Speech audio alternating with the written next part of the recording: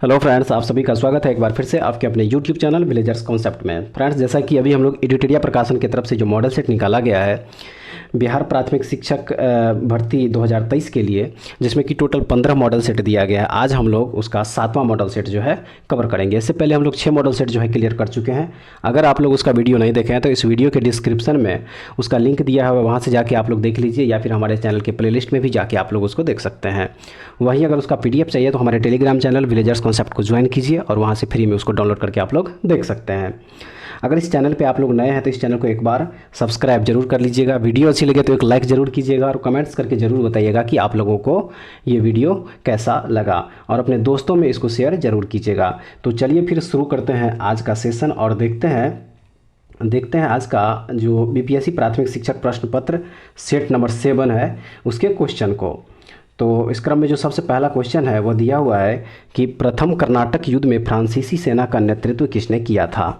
तो इसका जो सही आंसर हो जाएगा वो हो जाएगा option number A, Dupleix. Dupleix जो है प्रथम कर्नाटक युद्ध में फ्रांसीसी सेना का नेतृत्व किया था, और ये युद्ध जो है वह अंग्रेजी और फ्रांसीसी सेना के बीच में जो है लड़ी गई थी, याद रखिएगा। उसके बाद हम लोग नेक्स्ट क्वेश्चन देखेंगे, क्वेश्चन नंबर 2 कि चुआर विद्रोह कब हुआ था। चुआर विद्रोह जो है वह कब हुआ था। तो इसका जो राइट आंसर हो जाएगा वो हो जाएगा ऑप्शन नंबर ए, 1766 ईस्वी। 1766 ईस्वी में जो है चुआर विद्रोह हुआ था। उसके बाद अगला क्वेश्चन है कि द्वैध शासन प्रणाली का जन्मदाता निम्न में से कौन था। द्वैध शासन प्रणाली का जन्मदाता, तो इसका जो सही आंसर हो जाएगा वो हो जाएगा option number D, Lionel Curtis को द्वैध शासन प्रणाली का जनक के रूप में जाना जाता है। उसके बाद हम लोग देखेंगे next question, question number 4। Question number 4 में है कि महार आंदोलन का नेतृत्व किसने किया था। महार आंदोलन का नेतृत्व किसने किया था। तो इसका सही आंसर हो जाएगा डॉक्टर BR अम्बेडकर। भीमराव अम्बेडकर के द्वारा जो है महार आंदोलन का नेतृत्व किया गया था, याद रखिएगा। उसके बाद अगला क्वेश्चन है कि गीता रहस्य किसने लिखा था। गीता रहस्य किसने लिखा था। तो ये लिखा गया था बाल गंगाधर तिलक के द्वारा। बाल गंगाधर तिलक के द्वारा जो है तिलक ने मांडले जेल में गीता रहस्य लिखा था। कहाँ पे? मांडले जेल में। मांडले जेल में, याद रखिएगा कि तिलक ने मांडले जेल में ये गीता रहस्य नामक पुस्तक लिखा था।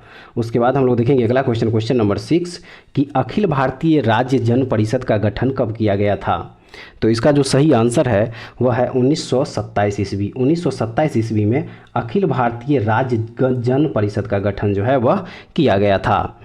उसके बाद हम लोग देखेंगे नेक्स्ट क्वेश्चन, क्वेश्चन नंबर 7 कि भारतीय राष्ट्रीय कांग्रेस, मुस्लिम लीग और अखिल भारतीय खिलाफत समिति के अध्यक्ष पद के लिए चुने गए एकमात्र व्यक्ति कौन है। तो वो व्यक्ति है हकीम अजमल खान। हकीम अजमल खान जो है भारतीय राष्ट्रीय कांग्रेस, मुस्लिम लीग और अखिल भारतीय खिलाफत समिति के अध्यक्ष पद के लिए चुने जाने वाले जो है एकमात्र व्यक्ति है Hakim Ajmal Khan. Option number A जो है इस क्वेश्चन का सही आंसर हो जाएगा। उसके बाद देखेंगे नेक्स्ट क्वेश्चन कि इंडियन नेशनल कांग्रेस यानी कि INC केवल एक सूक्ष्म अल्पसंख्यक का प्रतिनिधित्व करता है। यह किसकी एक राय थी। यह किसकी एक राय थी। तो इसका जो सही आंसर है वह है लॉर्ड डफरिन। लॉर्ड डफरिन जो है इसका सही आंसर हो जाएगा। उन्हीं का कहना था कि इंडियन नेशनल कांग्रेस जो है केवल एक सूक्ष्म अल्पसंख्यक का प्रतिनिधित्व करता है। उसके बाद अगला क्वेश्चन देखेंगे 9 नंबर में कि सोम प्रकाश नामक पत्रिका का संबंध किससे है। सोम प्रकाश नामक पत्रिका का संबंध जो है वह किससे है। तो वो संबंध जो है वह है ईश्वर चंद्र विद्यासागर से। ईश्वर चंद्र विद्यासागर से जो है सोम प्रकाश नामक पत्रिका का संबंध है। उसके बाद नेक्स्ट क्वेश्चन देखेंगे हम लोग क्वेश्चन नंबर 9 की क्वेश्चन नंबर 9 हो गया। उसके बाद नेक्स्ट देखेंगे क्वेश्चन नंबर 10 की द इंडियन नेशन समाचार पत्र की स्थापना निम्न में से किसने की थी। द इंडियन नेशन समाचार पत्र की स्थापना जो है निम्न में से किसने की थी। इसका जो सही आंसर है वह है महाराजा कामेश्वर सिंह। महाराजा कामेश्वर सिंह के द्वारा जो है द इंडियन नेशन समाचार पत्र की स्थापना की गई थी। वर्ष 1931 ईस्वी में दरभंगा के महाराजा कामेश्वर सिंह ने द इंडियन नेशन नामक समाचार पत्र का प्रकाशन प्रारंभ किया था, और इसका प्रकाशन जो है वह पटना से होता था। याद रखिएगा इसका प्रकाशन जो है इसका प्रकाशन होता था पटना से। कहाँ से होता था प्रकाशन। तो पटना से होता था। और इसका प्रकाशन कब किया गया था। तो 1931 ईस्वी में जो है द इंडियन नेशन नामक समाचार पत्र का प्रकाशन आरंभ हुआ था 1931 ईस्वी में। उसके बाद हम लोग देखेंगे नेक्स्ट क्वेश्चन अब 11 नंबर कि भारत में सबसे लंबे समय तक शासन करने वाले वायसराय कौन थे। तो इसका जो सही आंसर है वह है लॉर्ड लिनलिथगो। लॉर्ड लिनलिथगो जो है वर्ष 1936 से लेके 1944 तक, कब 1936 से लेके 44 तक जो है वह भारत के वायसराय रहे थे। उसके बाद हम लोग देखेंगे अगला क्वेश्चन नंबर 12 कि निम्नलिखित में से कौन से नेता खिलाफत आंदोलन से जुड़े थे। तो खिलाफत आंदोलन से जुड़ने वाले जो नेता थे वह ऑप्शन नंबर डी में यानी कि 1, 2 और 3, एक में मोहम्मद अली, 2 में है मौलाना अबुल कलाम आज़ाद और 3 में जो है चित्तरंजन दास, यानी कि सभी के सभी जो है वह खिलाफत आंदोलन से जुड़े हुए नेता थे। उसके बाद नेक्स्ट क्वेश्चन देखेंगे कि आधुनिक भारत में युगांतर आश्रम क्या था। आधुनिक भारत में युगांतर आश्रम जो है वह क्या था। इसका सही आंसर हो जाएगा ऑप्शन नंबर ए यानी कि गदर पार्टी का मुख्यालय। आधुनिक भारत में युगांतर आश्रम जो है वह गदर पार्टी का क्या था, मुख्यालय था। और अगर बात गदर पार्टी की जाए तो इसकी स्थापना जो है वह कब किया गया था, तो 1913 ईस्वी में। गदर पार्टी की स्थापना कब हुआ था, 1913 ईस्वी में, ये भी याद रखिएगा। उसके बाद नेक्स्ट क्वेश्चन देखेंगे क्वेश्चन नंबर 14 कि सविनय अवज्ञा आंदोलन वापस ले लिया गया। सविनय अवज्ञा आंदोलन वापस ले लिया गया क्यों। इसका जो सही आंसर है वह है ऑप्शन नंबर डी 1934 में गांधी जी द्वारा। 1934 में गांधी जी द्वारा जो है सविनय अवज्ञा आंदोलन वापस ले लिया गया था। उसके बाद अगला क्वेश्चन 15 नंबर है कि आधुनिक भारतीय इतिहास के संदर्भ में निम्नलिखित पर विचार कीजिए। तो इसका जो सही आंसर हो जाएगा वो हो जाएगा ऑप्शन नंबर डी यानी कि 4, 2, 3, 1, 4, 2, 3 और 1, यानी कि पिट्स इंडिया एक्ट पहले, उसके बाद सहायक संधि, उसके बाद लाहौर की संधि और राष्ट्र में हड़प नीति हुआ था। उसके बाद नेक्स्ट देखेंगे हम लोग क्वेश्चन नंबर 16 कि मौर्य साम्राज्य का संस्थापक कौन था।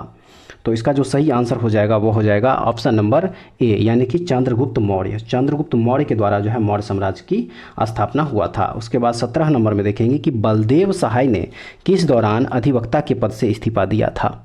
तो सही आंसर हो जाएगा भारत छोड़ो आंदोलन के दौरान। भारत छोड़ो आंदोलन के दौरान जो है बलदेव सहाय ने अधिवक्ता के पद से क्या किया था, तो इस्तीफा दे दिया था। और यह भारत छोड़ो आंदोलन जो है कब हुआ था, 1942 ईस्वी में हुआ था। 1942 ईस्वी में भारत छोड़ो आंदोलन जो है शुरू हुआ था। उसके बाद हम लोग देखेंगे अब अगला क्वेश्चन नंबर 18 कि पाकिस्तान शब्द सबसे पहले किसने दिया था।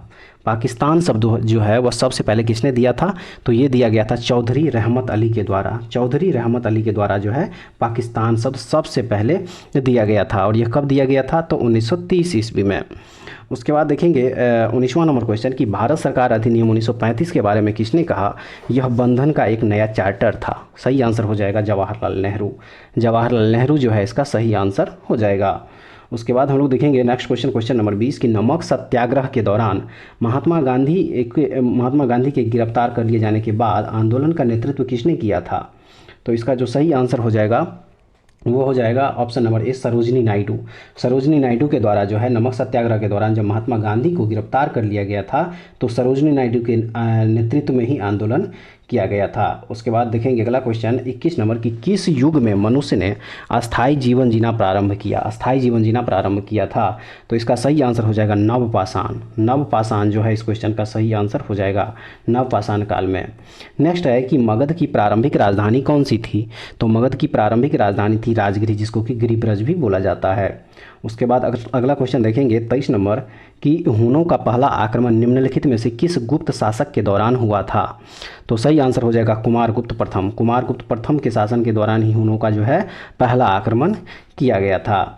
उसके बाद अगला क्वेश्चन देखें 24 कि हर्षवर्धन प्रशासन के बारे में गलत कथन का चयन करें। तो इसका जो सही आंसर है वह ऑप्शन नंबर सी सती प्रथा प्रचलित नहीं थी। सती प्रथा प्रचलित नहीं थी, ये इसका राइट आंसर हो जाएगा। नेक्स्ट 25 नंबर है कि निम्नलिखित में से किसने सबसे पहले अपने शासकों के उत्कीर्ण सिक्कों को जारी किया। अपने शासकों के उत्कीर्ण सिक्कों को जारी किया था। तो ये किया गया था सातवाहन के द्वारा, सातवाहन वंश के द्वारा जो है यह किया गया था। नेक्स्ट देखेंगे कि कलिंग के राजा खारवेल का संबंध था। तो इसका जो सही आंसर वह है चेदी वंश से। किससे, चेदी वंश से। कलिंग के राजा खारवेल का संबंध जो था वह था किससे, चेदी वंश से। नेक्स्ट है 27 कि निम्नलिखित में से किस चोल राजा ने श्रीलंका के उत्तरी भाग पर विजय प्राप्त की। सही आंसर हो जाएगा राजराज प्रथम। राजराज प्रथम जो है श्रीलंका के उत्तरी भाग पर विजय प्राप्त की थी। उसके बाद हम लोग देखेंगे next question number 28। Question number 28 में है कि निम्नलिखित में से कौन सा बौद्ध धर्म और जैन धर्म के बीच समान नहीं है। तो इसका जो सही आंसर वह है एक आत्मा का अस्तित्व। आत्मा का अस्तित्व जो है इसका सही आंसर हो जाएगा। बौद्ध धर्म और जैन धर्म के बीच जो समान नहीं है वह है आत्मा का अस्तित्व। उसके बाद देखेंगे 29 कि निम्नलिखित में से किस सिख गुरु ने पिछले गुरुओं के सभी कार्यों को एकत्र किया और इसे छंदों के रूप में निर्देशित किया। तो इसका जो सही आंसर है वह है गुरु अर्जुन देव। गुरु अर्जुन देव के द्वारा जो है यह किया गया था। उसके बाद देखेंगे हम लोग नेक्स्ट क्वेश्चन 30 नंबर कि निम्नलिखित में से किस पुर्तगाली यात्री ने विजयनगर की राजधानी की तुलना रोम से की थी। तो इसका जो सही आंसर है वह है डोमिंगो पायस। डोमिंगो पायस जो है इस क्वेश्चन का सही आंसर हो जाएगा। नेक्स्ट है कि निम्न में से कौन सा राज्य 3 देशों के साथ सीमा रेखा नहीं बनाता है। तो वह राज्य है मिजोरम। मिजोरम जो है 3 देशों के साथ सीमा रेखा नहीं बनाता है। उसके बाद हम लोग देखेंगे नेक्स्ट क्वेश्चन, क्वेश्चन नंबर 32 कि मुखौटा नृत्य किस राज्य का लोक नृत्य है। तो यह लोक नृत्य है अरुणाचल प्रदेश का। कहाँ का? अरुणाचल प्रदेश का। मुखौटा लोक नृत्य जो है वो कहाँ का है? अरुणाचल प्रदेश का है। नेक्स्ट क्वेश्चन है कि निम्नलिखित में से किसे बिहार विभूति के नाम से जाना जाता है। इसका जो सही आंसर हो जाएगा वो हो जाएगा अनुग्रह नारायण सिंह। अनुग्रह नारायण सिंह को जो है बिहार विभूति के नाम से जाना जाता है। उसके बाद नेक्स्ट क्वेश्चन देखेंगे 34 कि चैत्यभूमि किस व्यक्ति का समाधि स्थल है। चैत्यभूमि किस व्यक्ति का समाधि स्थल है। तो इसका जो सही आंसर हो जाएगा वो हो जाएगा doctor BR Ambedkar. BR Ambedkar जो है इसका राइट आंसर हो जाएगा। नेक्स्ट क्वेश्चन है कि संयुक्त राष्ट्र पर्यावरण कार्यक्रम का मुख्यालय कहाँ स्थित है। पर्यावरण मुख्यालय कहाँ स्थित है। इसका जो सही आंसर हो जाएगा वो हो जाएगा नैरोबी। नैरोबी जो है इसका राइट आंसर हो जाएगा। उसके बाद हम लोग देखेंगे नेक्स्ट क्वेश्चन, क्वेश्चन नंबर 36 कि कृष्ण क्रांति किससे संबंधित है। कृष्ण क्रांति जो है किससे संबंधित है। तो ये संबंधित है पेट्रोलियम उत्पादन से। पेट्रोलियम उत्पादन से संबंधित है। उसके बाद हम लोग नेक्स्ट देखेंगे क्वेश्चन नंबर 37 कि किसके नेतृत्व में चिपको आंदोलन बल मिला था। तो सही आंसर है इसका सुंदरलाल बहुगुणा। सुंदरलाल बहुगुणा के नेतृत्व में ही चिपको आंदोलन जो है शुरू किया गया था। नेक्स्ट है कि शिक्षा के संदर्भ में सामाजिकरण से तात्पर्य है क्या। तो इसका सही आंसर हो जाएगा ऑप्शन नंबर डी, सामाजिक वातावरण में अनुकूलन और समायोजन। उसके बाद अगला क्वेश्चन है 39 नंबर कि डिसलेक्सिया मुख्यतः खाली स्थान की समस्या के साथ संबंधित है। सही आंसर हो जाएगा ऑप्शन नंबर बी, पढ़ने। यानी कि इस खाली जगह पे क्या हो जाएगा? पढ़ने हो जाएगा। डिसलेक्सिया मुख्यतः पढ़ने की समस्या के साथ संबंधित है। उसके बाद हम लोग देखेंगे नेक्स्ट क्वेश्चन 40 नंबर की एक शिक्षक पढ़ाते समय श्रव्य दृश्य सामग्रियों एवं शारीरिक गतिविधियों को प्रयोग करता है क्योंकि इसका सही आंसर है कि अधिगम वृद्धि में अधिकतम इंद्रियों का उपयोग करते हैं। उसके बाद जो नेक्स्ट क्वेश्चन है वह है क्वेश्चन नंबर 41 कि वर्तमान में केंद्रीय सतर्कता आयुक्त कौन है वर्तमान में। तो सही आंसर हो जाएगा इसका प्रवीण कुमार श्रीवास्तव। PK श्रीवास्तव जो है वर्तमान में केंद्रीय सतर्कता आयुक्त है। उसके बाद नेक्स्ट है कि विश्व के सबसे ऊंचे युद्ध क्षेत्र सियाचिन ग्लेशियर में तैनात होने वाले भारतीय सेना की पहली महिला अधिकारी कौन है। तो वह पहली महिला अधिकारी है शिवा चौहान। शिवा चौहान जो है पहली महिला अधिकारी है जिसको कि सियाचिन ग्लेशियर में तैनाती मिली है। उसके बाद देखेंगे 43 नंबर की 80वें वार्षिक गोल्डन ग्लोब अवार्ड्स 2023 में तेलुगु फिल्म RRR के गीत नाटू नाटू ने सर्वश्रेष्ठ मूल गीत का पुरस्कार जीता। इस गीत के गीतकार कौन है। तो इस गीत के जो गीतकार हैं वह है चंद्र बोस। कौन है? चंद्र बोस है। ऑप्शन नंबर सी जो है इसको सही आंसर हो जाएगा।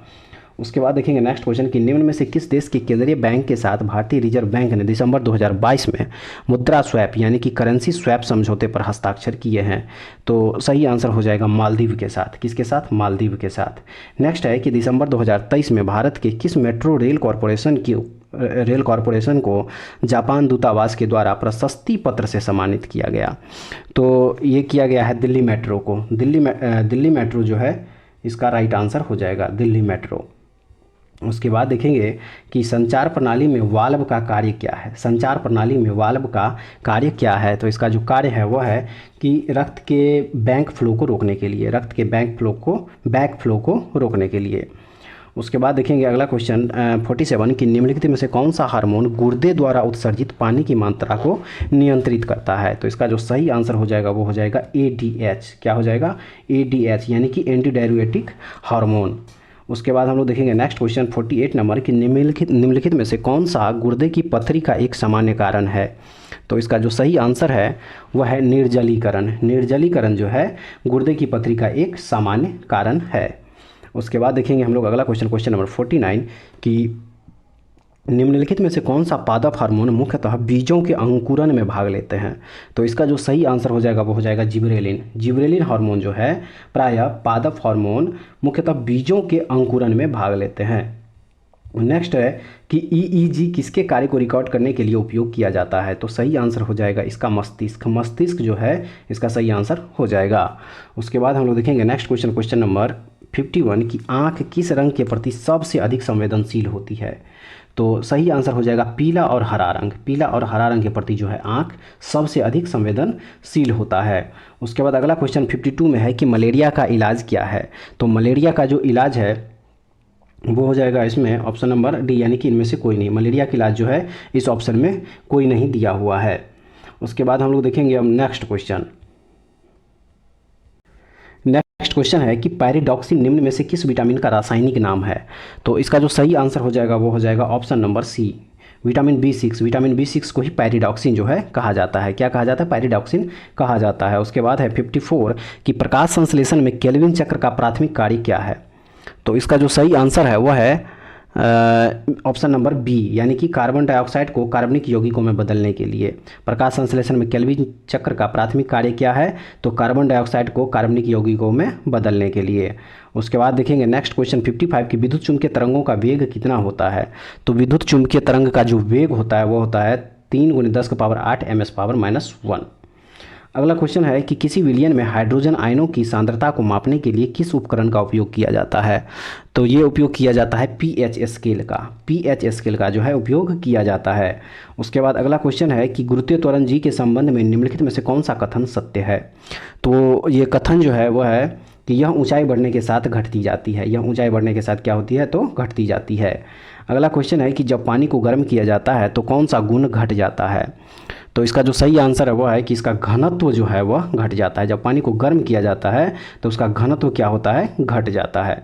उसके बाद अगला क्वेश्चन देखेंगे 59 की धातुओं की विद्युत चालकता पर बढ़ते तापमान का क्या प्रभाव पड़ता है? तो इसका जो सही आंसर है कि यह घटता है। क्या हो जाता है? यह घटता है। उसके बाद देखेंगे नेक्स्ट क्वेश्चन, क्वेश्चन नंबर 60 कि निम्न में से वह कौन सा गैस है जो सोडियम कार्बोनेट के साथ सल्फ्यूरिक अम्ल से अभिक्रिया के बाद प्राप्त होगा? तो इसका सही आंसर हो जाएगा carbon dioxide. Carbon dioxide gas जो है सोडियम कार्बोनेट के साथ सल्फ्यूरिक अम्ल से अभिक्रिया के बाद प्राप्त होता है। अगला क्वेश्चन है 61 नंबर की जल तथा चौक के मिश्रण को निम्नलिखित में से किस विधि द्वारा पृथक किया जाता है? जल तथा चौक के मिश्रण को किस विधि द्वारा जो है पृथक यानी कि अलग किया जाता है? तो इसका जो सही आंसर हो जाएगा वो हो जाएगा इनमें से सभी, यानी कि सभी के द्वारा, निस्यंदन के द्वारा, अवसादन के द्वारा और निस्तारण के द्वारा भी। नेक्स्ट क्वेश्चन है क्वेश्चन नंबर 62 कि हाइड्रोजन को जलाने से वह किस में परिवर्तित हो जाता है?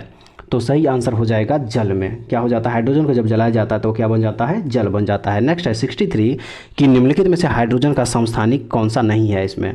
तो ऑर्गन जो है, ऑर्गन इसमें हाइड्रोजन के समस्थानिक नहीं है। बाकी ड्यूटेरियम, प्रोटियम और ट्रिटियम ये सभी के सभी जो है हाइड्रोजन के समस्थानिक है। नेक्स्ट क्वेश्चन है 64 निम्नलिखित में से सबसे अधिक इलेक्ट्रॉन बंधुता वाला तत्व कौन सा है? सबसे अधिक इलेक्ट्रॉन बंधुता वाला तत्व तो वो हो जाएगा आपका क्लोरीन। क्लोरीन जो है सबसे अधिक इलेक्ट्रॉन बंधुता वाला तत्व हो जाएगा। नेक्स्ट है कि ग्रीनोकाइट, ग्रीनोकाइट किसका अयस्क है? तो ये अयस्क है कैडमियम का। कैडमियम का जो है अयस्क है ग्रीनोकाइट, याद रखिएगा। नेक्स्ट है 66 की निम्नलिखित में से किस हीरे का प्रयोग कांच काटने में किया जाता है? कांच काटने में किया जाता है। सही आंसर हो जाएगा काला हीरा।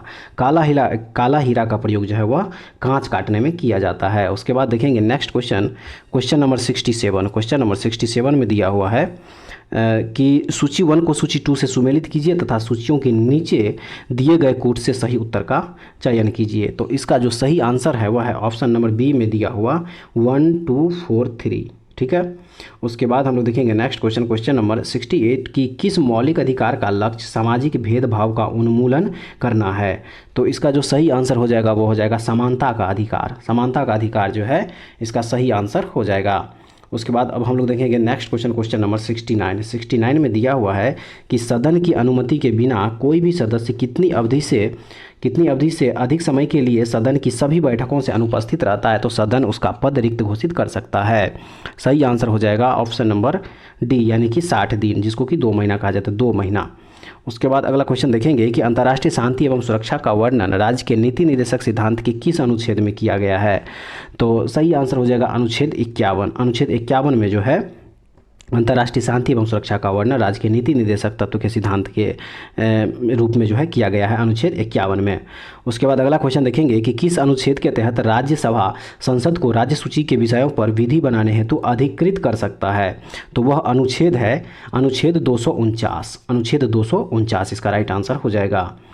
नेक्स्ट देखेंगे हम लोग क्वेश्चन नंबर 72 कि निम्नलिखित में से किस अनुच्छेद के अंतर्गत नियंत्रक और महालेखा परीक्षक को कर्तव्य एवं शक्ति प्रदान की गई है। सही आंसर हो जाएगा अनुच्छेद 149। अनुच्छेद 149 जो है इसका राइट आंसर हो जाएगा। नेक्स्ट देखेंगे 73 कि संसद का व्यय का लेखा जोखा निम्नलिखित में से कौन देखता है। संसद का व्यय का लेखा जोखा जो है वह निम्नलिखित में से कौन देखता है। तो वह देखा जाता है नियंत्रक और महालेखा परीक्षक के द्वारा। किसके द्वारा? नियंत्रक और महालेखा परीक्षक के द्वारा जो है संसद का व्यय का लेखा जोखा जो है किया जाता है। उसके बाद देखेंगे हम लोग 74 नंबर कि निम्न में से कौन सी अनुसूची भूमि सुधार संबंधी अधिनियम से संबंधित है। सही आंसर हो जाएगा 9वीं अनुसूची। 9वीं अनुसूची जो है भूमि सुधार संबंधी अधिनियम से जो है संबंधित है। उसके बाद हम लोग देखेंगे क्वेश्चन नंबर 75 कि संविधान निर्माण में महत्वपूर्ण भूमिका निभाने वाले संविधान सभा के किस सदस्य के अनुसार संविधान की प्रस्तावना हमारे दीर्घकालिक सपनों का विचार है। सही आंसर हो जाएगा इसका अल्लादी कृष्णस्वामी अय्यर। अल्लादी कृष्णस्वामी अय्यर जो है इसका सही आंसर हो जाएगा। उसके बाद हम लोग देखेंगे हम नेक्स्ट क्वेश्चन नंबर 76 में है कि मौलिक अधिकार एवं राज्य के नीति निर्देशक तत्वों के विषय में कौन सा कथन सही है। इसका सही आंसर हो जाएगा कि वे एक दूसरे के पूरक है। क्या हो जाएगा इसका आंसर? वे एक दूसरे के पूरक है। उसके बाद हम लोग देखेंगे नेक्स्ट क्वेश्चन 77 कि भारत में त्रिस्तरीय पंचायती राज व्यवस्था की सिफारिश की गई थी किसके द्वारा। तो ये सिफारिश की गई थी बलवंत राय मेहता समिति के द्वारा। किसके द्वारा? बलवंत राय मेहता समिति के द्वारा। उसके बाद हम लोग देखेंगे अब नेक्स्ट क्वेश्चन नंबर 78 देखेंगे हम लोग कि 44वां संविधान संशोधन 1978 के संबंध में कौन सा कथन सही नहीं है। तो सही आंसर हो जाएगा इसका ऑप्शन नंबर डी, गणपूर्ति को समाप्त कर दिया गया था। क्या कर दिया गया था? गणपूर्ति यानी कि कोरम को समाप्त कर दिया गया था। नेक्स्ट देखेंगे क्वेश्चन नंबर 79 कि परंपरा के अनुरूप राज्यपाल की नियुक्ति करते समय प्रायः राष्ट्रपति किससे परामर्श करता है। तो सही आंसर हो जाएगा इसका ऑप्शन नंबर सी, यानी कि राज्य के मुख्यमंत्री से परामर्श करता है। उसके बाद हम लोग नेक्स्ट क्वेश्चन देखेंगे 80 नंबर के संविधान के किस भाग को भारत का मैग्ना कार्टा की संज्ञा दी गई है। भारत का मैग्ना कार्टा की संज्ञा दी गई संविधान के किस भाग को। तो वह भाग है भाग 3। भाग 3 जो है संविधान भारत का मैग्ना कार्टा के नाम से भी जाना जाता है। संविधान का जो भाग 3 है वह भारत के मैग्ना कार्टा के रूप में भी जाना जाता है। उसके बाद नेक्स्ट है कि राष्ट्रीय आय की गणना किस विधि द्वारा किया जाता है। तो इसका सही आंसर हो जाएगा उपर्युक्त सभी यानी कि उत्पाद विधि के द्वारा, व्यय विधि के द्वारा और आय विधि के द्वारा, उपर्युक्त सभी विधि के द्वारा जो है राष्ट्रीय आय की गणना की जाती है। नेक्स्ट है कि भारत का दूसरा सबसे बड़ा कृषि आधारित उद्योग कौन सा है। कृषि आधारित उद्योग जो है भारत का दूसरा सबसे बड़ा कौन सा है। सही आंसर हो जाएगा चीनी उद्योग। चीनी उद्योग जो है भारत का दूसरा सबसे बड़ा कृषि आधारित उद्योग है। उसके बाद हम लोग देखेंगे अब, जबकि पहला जो है इसका कपास है। पहला इसका क्या है? पहला कपास है, याद रखिएगा। पहला है कपास और दूसरा जो है वह चीनी उद्योग है। उसके बाद नेक्स्ट देखेंगे 83 कि वर्ष 2023 में प्रस्तुत किया जाने वाला बिहार आर्थिक सर्वेक्षण निम्नलिखित में से कौन से क्रम का होगा। तो ये होगा 17वां। कौन सा होगा? 17वां हो जाएगा। उसके बाद नेक्स्ट है 84 कि केंद्रीय बजट 2023 के अनुसार कर छूट का लाभ उठाने के लिए आय सीमा क्या है। तो इसका सही आंसर हो जाएगा 7 लाख रुपये। 7 लाख रुपये जो है इसका सही आंसर हो जाएगा। नेक्स्ट देखेंगे 85 कि पृथ्वी का एल्बिडो की घटना को किस प्रकार से व्यक्त किया जा सकता है। तो इसका जो राइट आंसर हो जाएगा वो हो जाएगा ऑप्शन नंबर बी में दिया होगा कि सौर विकिरण का 30% वापस अंतरिक्ष में परिवर्तित हो जाता है। सौर विकिरण का 30% वापस अंतरिक्ष में परिवर्तित हो जाता है। उसके बाद नेक्स्ट देखेंगे कि निम्नलिखित में से कौन सा गैस वायुमंडल में सर्वाधिक मात्रा में पाया जाता है। तो इसका जो सही आंसर हो जाएगा वो हो जाएगा आर्गन। आर्गन जो है इसका राइट आंसर हो जाएगा। नेक्स्ट देखेंगे हम लोग क्वेश्चन नंबर 87 कि निम्नलिखित में से कौन प्रशांत महासागर की ठंडी जलधारा है। तो कैलिफोर्निया धारा जो है प्रशांत महासागर की ठंडी जलधारा है, याद रखिएगा। नेक्स्ट 88 में है कोयला भंडारण में निम्न में से कौन सा देश प्रथम स्थान पर है। तो वह देश है USA यानी कि अमेरिका। अमेरिका जो है कोयला भंडारण के मामले में प्रथम स्थान पर है। अगला क्वेश्चन है कि दक्षिण भारत की सबसे ऊंची चोटी कौन सी है। तो इसका सही आंसर हो जाएगा अनायमुडी। अनायमुडी जो है दक्षिण भारत की सबसे ऊंची चोटी है। उसके बाद नेक्स्ट 90 नंबर की निम्नलिखित में से किस सागर या झील सबसे अधिक लवणता पाई जाएगी। इसका जो सही आंसर हो जाएगा वो हो जाएगा वान झील। वान झील में जो है सबसे अधिक लवणता पाई जाती है। अगला क्वेश्चन 91 की ग्रीष्मकालीन मानसून का भारत में प्रवाह की सामान्य दिशा क्या है। तो इसका जो सही आंसर हो जाएगा वो हो जाएगा दक्षिण पश्चिम से उत्तर पूर्व। किधर हो जाएगा, दक्षिण पश्चिम से उत्तर पूर्व। उसके बाद अगला क्वेश्चन है कि नर्मदा घाटी निम्नलिखित में से कौन सी नदी घाटी पर्वत श्रृंखला के बीच स्थित है। तो ये स्थित है सतपुरा और विंध्याचल के बीच में। सतपुरा और विंध्याचल के बीच में जो है नर्मदा घाटी पर्वत श्रृंखला है। उसके बाद हम लोग नेक्स्ट देखेंगे question number 93। Question number 93, Bharat और अफगानिस्तान के बीच निम्न में से कौन सी रेखा खींची गई थी। इसका सही आंसर हो जाएगा ड्यूरंड रेखा। ड्यूरंड रेखा जो है भारत और अफगानिस्तान के बीच में खींची गई रेखा थी। नेक्स्ट है कि सवाना घास का मैदान निम्न में से किस देश में पाया जाता है। तो इसका जो सही आंसर हो जाएगा वो हो जाएगा ऑप्शन नंबर डी, यानी कि सभी देश में। ये ब्राज़ील में भी पाया जाता है, तंजानिया में भी और वेनेजुएला में भी। ऑप्शन के हिसाब से जो है उपयुक्त तीनों जो है इसका सही आंसर हो जाएगा। अगला क्वेश्चन देखें 95 की निम्नलिखित में से कौन सा फसल मिट्टी में नाइट्रोजन का स्थिरीकरण नहीं करता है। तो इसका सही आंसर हो जाएगा ऑप्शन नंबर डी में दिया उपर्युक्त में से कोई नहीं। नेक्स्ट है 96 की पर्यावरण किससे बनता है। सही आंसर हो जाएगा इसका ऑप्शन नंबर डी, यानी कि उपर्युक्त सभी से, जीवीय घटकों से, भू आकृतिक घटकों से और अजैव घटकों से भी। नेक्स्ट देखेंगे 97 नंबर की धारणीय विकास किसके उपयोग के संदर्भ में अंतर पीढ़ीगत संवेदनशीलता का विषय है। तो सही आंसर हो जाएगा इसका प्राकृतिक संसाधन। नेक्स्ट देखेंगे 98 की सतत विकास के लिए आवश्यक है क्या चीज़। सही आंसर हो जाएगा उपर्युक्त सभी, यानी कि जैविक विविधता का संरक्षण, प्रदूषण का निरोध एवं नियंत्रण, और तीसरा है निर्धनता को घटाना। उसके बाद अब आइए हम लोग अगला क्वेश्चन देखेंगे क्वेश्चन नंबर 99। क्वेश्चन नंबर 99 में दिया हुआ है कि सौर विकिरण की सबसे महत्वपूर्ण भूमिका क्या है। तो इसका जो सही आंसर हो जाएगा वो हो जाएगा जल चक्र। सौर विकिरण की जो सबसे महत्वपूर्ण भूमिका है वो है जल चक्र। नेक्स्ट है और इस सेट का लास्ट क्वेश्चन कि शुष्क हवा में नाइट्रोजन की मात्रा होती है कितनी। सही आंसर हो जाएगा 78%। शुष्क हवा में नाइट्रोजन की जो मात्रा होती है वो होती है 78%, याद रखिएगा। तो फ्रेंड्स ये था आज के सेट का लास्ट क्वेश्चन और टोटल 100 क्वेश्चन। और ये क्वेश्चन जो है इसमें दिया हुआ था करंट अफेयर्स और जीके जीएस से रिलेटेड। उम्मीद है कि आप लोगों को ये सेट जो है काफ़ी अच्छा लगा होगा। कमेंट्स करके एक बार ज़रूर बताइएगा कि आप लोगों को इसमें से टोटल कितना क्वेश्चन सही हुआ। अगर आप लोगों को इसका पीडीएफ चाहिए, हमारे टेलीग्राम चैनल विलेजर्स कॉन्सेप्ट को ज्वाइन कीजिए और वहाँ से जो है आंसर टिक किया हुआ पीडीएफ आप लोग डाउनलोड कर सकते हैं। तो नेक्स्ट वीडियो में दोबारा फिर से मिलेंगे, तब तक के लिए जय हिंद।